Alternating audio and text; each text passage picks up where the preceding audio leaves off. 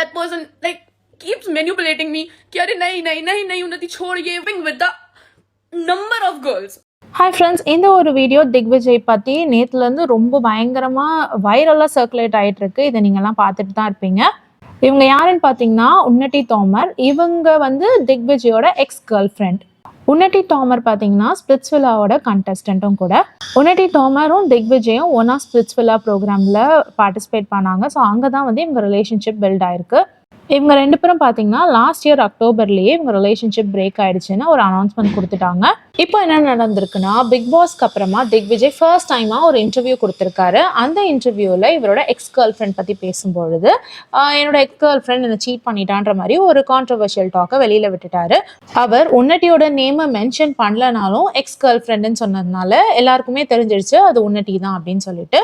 இந்த விஷயத்த கேள்விப்பட்ட உன்னட்டி அவங்க இன்ஸ்டாகிராம் லைவ்ல அழுது, நான் திக்விஜய் ஏமாத்தல, ஆக்சுவலி ஏமாத்தப்பட்டது நான் தான், திக்விஜய் தான் என்ன ஏமாத்தினாரு, இதுக்கான ஆதாரங்கள் கூட என்கிட்ட இருக்கு அப்படின்ற மாதிரி உன்னட்டி தோமர் இன்ஸ்டாகிராம் லைவ்ல அழுது பேசியிருக்காங்க. இந்த விஷயம் தான் ஹிந்தி வட்டாரத்துல பெரும் பேசும் பொருளா மாறி இருக்கு. இந்த விஷயத்த பத்தி இன்னும் டீட்டெயில்டா பார்க்கலாம் வாங்க. ஹிந்தி பிக் பாஸ் பார்த்த நம்ம எல்லாருக்குமே ரொம்ப ரொம்ப நல்லா தெரிஞ்ச ஒரு செலிபிரிட்டி தான் திக்விஜய் ராத்தி. இவர் பிக் பாஸ் 18க்கு முன்னாடி ஸ்பிளிட்ஸ்வில்லான்ற ஒரு ரியாலிட்டி ஷோவில் பார்ட்டிசிபேட் பண்ணியிருந்தாரு. அங்கே தான் உன்னட்டி தோமர் அப்படிங்கிற இன்னொரு கண்டஸ்டன்ட்க்கும் திக்விஜய்க்கும் நல்ல பழக்கமாயிருக்கு. அவங்க ரெண்டு பேரும் ஒரு நல்ல ரிலேஷன்ஷிப்குள்ளே போயிருக்காங்க. இந்த ரிலேஷன்ஷிப் பார்த்தீங்கன்னா வெளியில் வந்தும் கண்டினியூ ஆயிருக்கு. அதாவது அந்த ரியாலிட்டி ஷோ முடிஞ்சு வெளியில் வந்த பிறகும் கண்டினியூ ஆயிருக்கு. இவங்க ரிலேஷன்ஷிப் பார்த்தீங்கன்னா அக்டோபர் மாதம் 2024 பார்த்தீங்கன்னா பிரேக்கப் ஆயிட்டதா சொல்றாங்க. அதுக்கு பிறகுதான் திக்விஜய் வைல்ட் கார்டு என்ட்ரியா பிக் பாஸ் 18க்குள்ள வந்தாரு. இன்ஃபேக்ட் பிக் பாஸ் 18ல கூட வீக்கெண்ட் வரப்போ சல்மான்ஜி திக்விஜய் கிட்ட அவரோட கேர்ள் ஃப்ரெண்ட் பத்தி கேட்டிருப்பாரு. அப்போ கூட திக்விஜய் எனக்கு யாரும் கேர்ள் ஃப்ரெண்ட் இல்லைன்னு சொல்லியிருப்பாரு.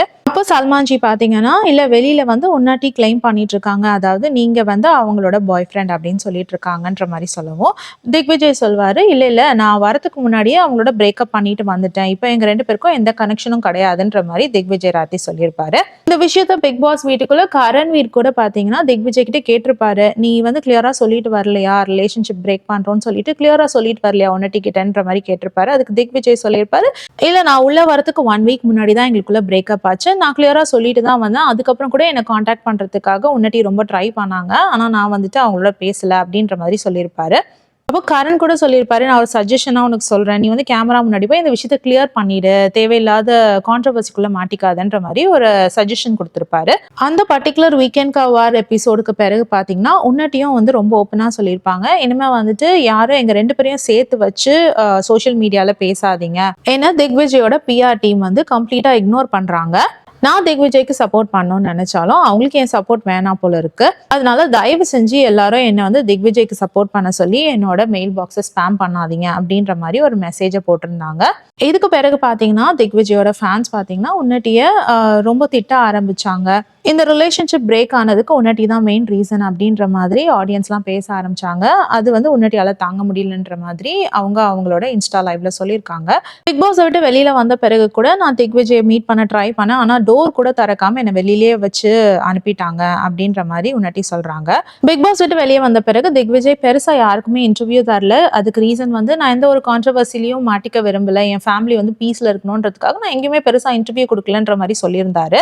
இப்போ ரீசெண்டாக அவரோட நியூ மியூசிக் ஆல்பம் ரிலீஸ்க்காக ஒரு சேனலுக்கு இன்டர்வியூ கொடுத்திருந்தாரு. அந்த இன்டர்வியூல அவங்களோட எக்ஸ் கேர்ள் ஃப்ரெண்ட் பத்தி ஒரு குவெஸ்டின் வந்தபோது திக்விஜய் அவரோட எக்ஸ் கேர்ள் ஃப்ரெண்ட் அவரை ஏமாத்திட்டதா சொல்லிட்டாரு. என்னதான் பேர் சொல்லனாலும் அது உன்னட்டின்னு எல்லாருக்குமே தெரியும், ஏன்னா திக்விஜயோட எக்ஸ் கேர்ள் ஃப்ரெண்ட் உன்னட்டி தான். இந்த விஷயத்துக்கு பதில் கொடுக்கும் விதமா இன்ஸ்டா லைவ்ல உன்னட்டி அழுது பேசியிருக்காங்க. அப்படி அவங்க பேசினது என்ன விஷயம்னு பாத்தீங்கன்னா, அக்டோபர் 13th எங்களுக்கு பிரேக்கப் ஆச்சு, ஆனா அதுக்கு பிறகும் பாத்தீங்கன்னா என்ன ஒரு தடவை திக்விஜய் வெளியில போலான்ற மாதிரி கூப்பிட்டாரு. ஆக்சுவலா அந்த திக்விஜயோட நல்ல க்ளோஸ் ரிலேஷன்ஷிப்ல இருந்ததுனால என் எக்ஸ் பாய் ஃப்ரெண்ட் கிட்ட சும்மா பேசுறது கூட நான் ஸ்டாப் பண்ணிட்டேன். எப்போல்லாம் என் எக்ஸ் பாய் ஃப்ரெண்ட் பத்தி திக்விஜய் கிட்ட பேசினாலும் அப்பெல்லாம் திக்விஜய் பரவாயில்ல விட்டுரு மறந்துரு அப்படின்னு சொல்லிட்டு நீ மும்பை வா அப்படின்னு கூப்பிடுவாரு. நான் இப்போதான் ரியலைஸ் பண்றேன், நான் அப்படியே மும்பை போனா கூட திக்விஜய் என்ன வெளியில எங்கேயும் கூட்டிட்டு போக மாட்டாரு, நாங்க ரெண்டு பேர் வீட்லயே தான் இருப்போம் அப்படின்ற மாதிரி சொல்லியிருக்காங்க. இவரை நான் சீட் பண்ணேன்னு சொல்றாரு, ஆக்சுவலி பார்த்தா இவர் தான் என்ன சீட் பண்ணாரு, பல பொண்ணுங்களோட அவர் தான் ஒன்னா இருந்தாரு அப்படின்ற மாதிரி சொல்றாங்க. இந்த விஷயம் தெரிஞ்சுதான் நான் விலகி இருந்தேன். அதுக்கப்புறம் தான் கொஞ்ச நாள் கழிச்சு திக்விஜய் என்கிட்ட திரும்பவும் பேசினாரு. வா வெளியில போலாம் அப்படின்ற மாதிரி கூப்பிட்டாரு. இவர் எதுக்கு இவ்வளோ சண்டைக்கு பிறகு நம்மள வெளியில கூப்பிடுறாருன்ற மாதிரி நினைச்சிட்டு நான் போகல அப்படின்ற மாதிரி உன்னட்டி சொல்றாங்க. இருந்தாலும் நான் அவரை ரொம்ப லவ் பண்ணதுனால பிக் பாஸ் விட்டு அவர் வெளியில வந்த பிறகு கூட அவர்கிட்ட பேசுறதுக்கு நான் ட்ரை பண்ணேன். ஆனா என்னை வந்து அவர் மும்பை வீட்டு வாசல்ல இருந்தே துரத்திட்டாங்க, அவங்க கேட்டை கூட திறக்கல அப்படின்ற மாதிரி சொல்லியிருக்காங்க.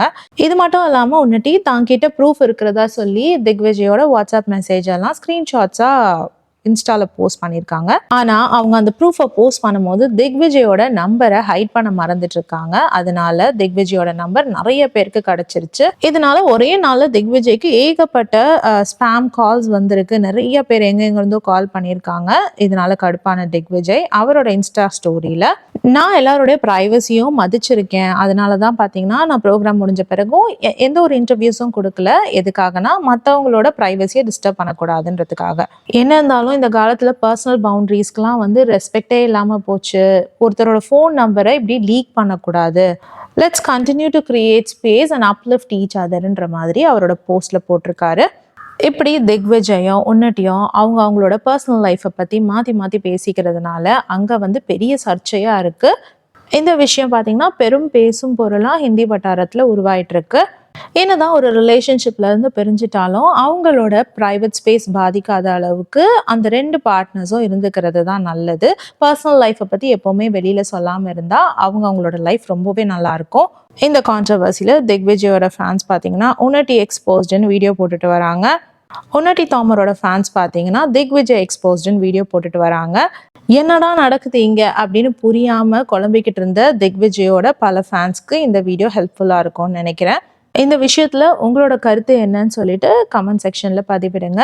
வேறொரு வீடியோல திரும்பியும் மீட் பண்ணலாம். Until then, it's bye from Jamima. Take care.